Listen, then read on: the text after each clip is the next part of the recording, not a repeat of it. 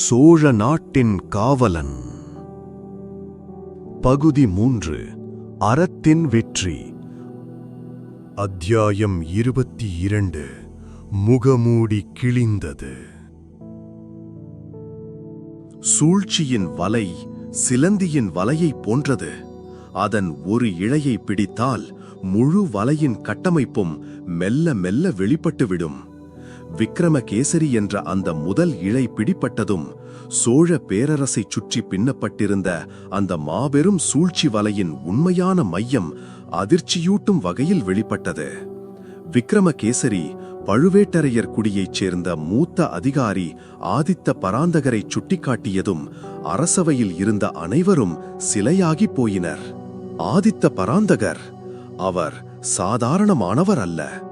மாமன்னர் இராசராசரின் தந்தை சுந்தர சோழரின் காலத்திலிருந்தே அரண்மனையில் பெரும் செல்வாக்குடன் விளங்கிய பழுவேட்டரையர் குலத்தின் தற்போதைய தலைவர். வயதிலும் அனுபவத்திலும் மூத்தவர். மாமன்னரின் ஆலோசகர்களில் ஒருவர்.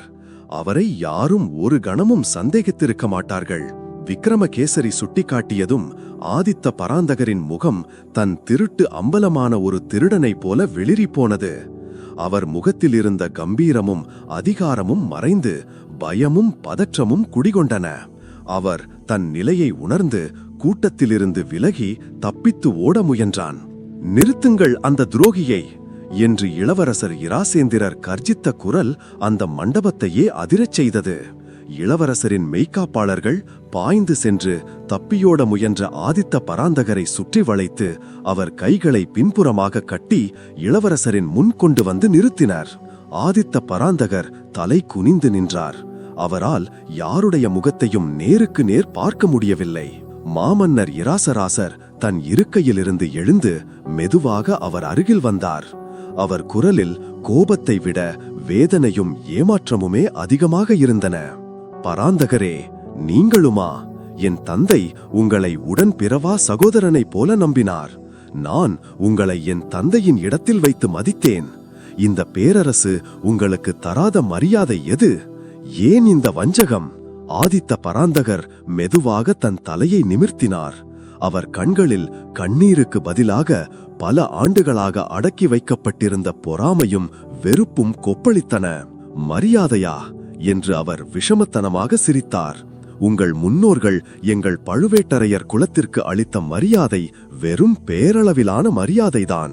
ஒரு காலத்தில் இந்த பேரரசின் அசைக்க முடியாத சக்தியாக நாங்கள் இருந்தோம். அரசரை உருவாக்கும் அதிகாரம் எங்கள் கைகளில் இருந்தது.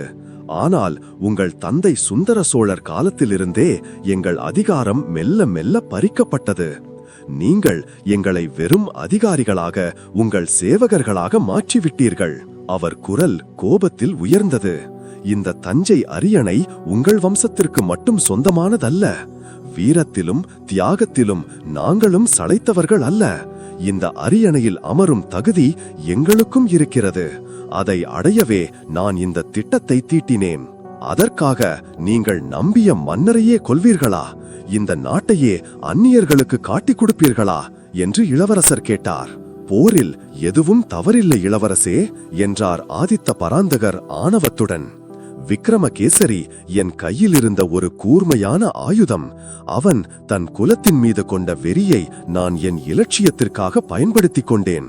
அவன் மாமன்னரை கொன்று ஒரு குழப்பத்தை ஏற்படுத்தியதும் பாண்டியர்களின் உதவியுடன் நான் அரியணையில் அமர்ந்திருப்பேன். அதன் பிறகு விக்ரமகேசரியையும் பாண்டியர்களையும் ஒழித்து கட்டி ஒரு புதிய வலிமையான பழுவேட்டரையர் சாம்ராஜ்யத்தை நான் உருவாக்கியிருப்பேன்." அவர் சொன்னதை கேட்டு அனைவரும் அதிர்ச்சியில் உறைந்தனர்.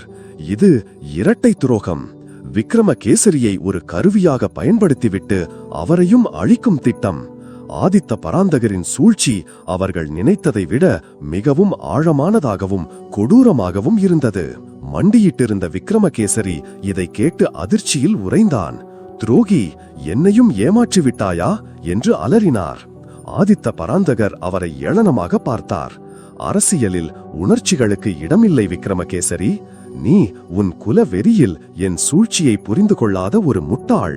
இப்போது எல்லா மர்ம முடிச்சுகளும் அவிழ்ந்துவிட்டன. படைத்தலைவர் பிரம்மராயரை நாகப்பட்டினத்தின் கடற்படை ரகசியங்கள் அடங்கிய ஓலையை காட்டி மிரட்டி பணிய வைத்ததும் இவர்தான். வீரபாகுவை கொல்ல சத்திரத்திற்கு ஆள் அனுப்பியதும் இவர்தான். விக்ரமகேசரியின் பழிவாங்கும் உணர்ச்சியை தூண்டி அவரை முன்னிறுத்தி அனைத்து பாவங்களையும் அவர் மீது சுமத்திவிட்டு தான் மட்டும் சுத்தமாக வெளியேறி அதிகாரத்தை கைப்பற்ற திட்டமிட்ட அந்த மாபெரும் சூழ்ச்சியாளனின் முகமூடி இப்போது முழுமையாக கிழித்தெறியப்பட்டது. மாமன்னர் இராசராசர் தன் சிம்மாசனத்தில் சென்று அமர்ந்தார். அவர் முகம் ஒரு புயலுக்கு பிந்தைய அமைதியுடன் காணப்பட்டது. அவர் தன் தலைமை நீதிபதியை அழைத்தார்.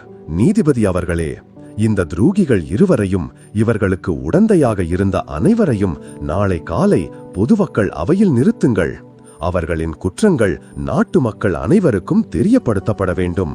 அதன் பிறகு நமது சோழ நாட்டு சட்டப்படி தேச துரோகிகளுக்கு என்ன தண்டனையோ அதை நிறைவேற்றுங்கள். அதில் எந்த தாமதமும் எந்தவிதமான இரக்கமும் இருக்கக்கூடாது. மாமன்னரின் குரல் ஒரு இடியை போல ஒலித்தது. அது ஒரு மன்னரின் ஆணை மட்டுமல்ல, ஒரு பேரரசின் நீதி குரல். காவலர்கள் விக்ரமகேசரியையும் ஆதித்த பராந்தகரையும் மற்ற துரோகிகளையும் இழுத்துச் சென்று இருண்ட சிறைச்சாலையில் அடைத்தனர். கோவில் வளாகம் மெல்ல அமைதியானது. ஆனால் அந்த அமைதியில் ஒரு பெரும் துரோகம் ஏற்படுத்திய வடு ஆழமாக பதிந்திருந்தது. மாமன்னர் வீரபாகுவை தன் அருகில் அழைத்தார். அவர் தன் இருக்கையிலிருந்து எழுந்து வந்து வீரபாகுவின் இரு தோள்களையும் பற்றிக் கொண்டார்.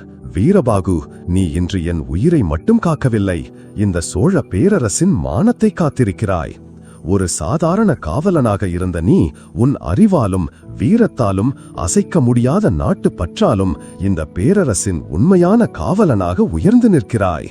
அவர் தன் கழுத்தில் அணிந்திருந்த விலை மதிப்பில்லாத முத்து மாலையை கழற்றி வீரபாகுவின் கழுத்தில் அணிவித்தார். அது ஒரு மன்னன் தன் மகனுக்கு அளிக்கும் மரியாதை. வீரபாகு நன்றியால் தலைவணங்கினான். அவன் கண்கள் கூட்டத்தில் நின்றிருந்த குழலியை தேடின. குழலி தூணின் மறைவிலிருந்து வெளியே வந்து வீரபாகுவை பார்த்தாள். அவள் கண்களில் கண்ணீரும் புன்னகையும் பெருமிதமும் ஒரு சேர கலந்திருந்தன. அவர்கள் இருவரின் பார்வைகளும் சந்தித்துக் கொண்டன. அந்த ஒரு பார்வையில் 1000 வார்த்தைகள் பேசிக்கொண்டன. சூழ்ச்சியின் இருண்ட மேகங்கள் கலைந்து உண்மையான சூரியன் உதயமாக தயாராகிக் கொண்டிருந்தது.